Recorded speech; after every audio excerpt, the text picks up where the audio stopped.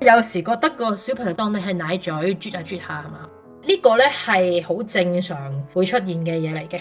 如果你噴下噴下，我講緊係10至15分鐘，其實你都已經要有嘅嗰個量呢噴咗出嚟㗎啦。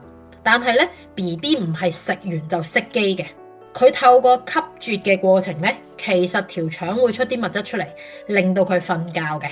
但係純啜冇其他嘢冇奶嘅，佢條腸要出呢個物質都要5至10分鐘度。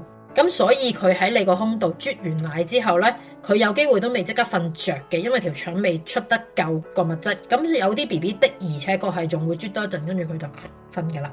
咁另外一樣嘢，你一定要確保你個餵奶嘅姿勢係啱，同埋你確保你嗰邊係咪仲有奶喺入邊呢？定係唔係啊肥完啦？所以佢呢就係佢都啜，佢喺度震下震下咁樣啜，但係唔係真係我哋叫 nutritional 嘅吸啜啦，佢可能真係純粹係 for soothing 嘅。但係如果你覺得佢好似未夠飽喎，未食完喎，咁你就可以轉去另外一邊胸咯。咁你記得餵奶咧，我哋未上奶之前，即係你未覺得重、未覺得醉之前咧，我哋兩邊都餵嘅，因為我哋盡量希望刺激到個胸做翻多啲奶。但係你上咗奶之後咧，就餵死一邊先，一餐裏邊餵到佢真係鬆晒啦、清晒啦，你先轉去另外一邊加減。唔一定要轉嘅，如果佢一邊胸都飽呢，咁你可以留翻另一邊胸下餐都得。咁但係如果你話佢食完呢，最嬲尾咧喺度震下震下震下，都唔係認真啜嘅，而你擔心佢未夠，咁你咪轉另外一邊咯。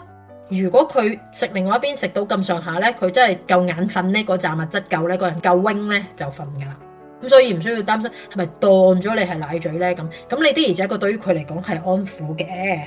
但係會唔會因為咁而從此佢就淨係黐住你個胸，你就冇咗自由呢？咁又唔會，大下佢慢慢就會有唔同嘅情況噶啦。咁但係尤其是初生 BB 的而且確佢會比較黐住你多啲嘅。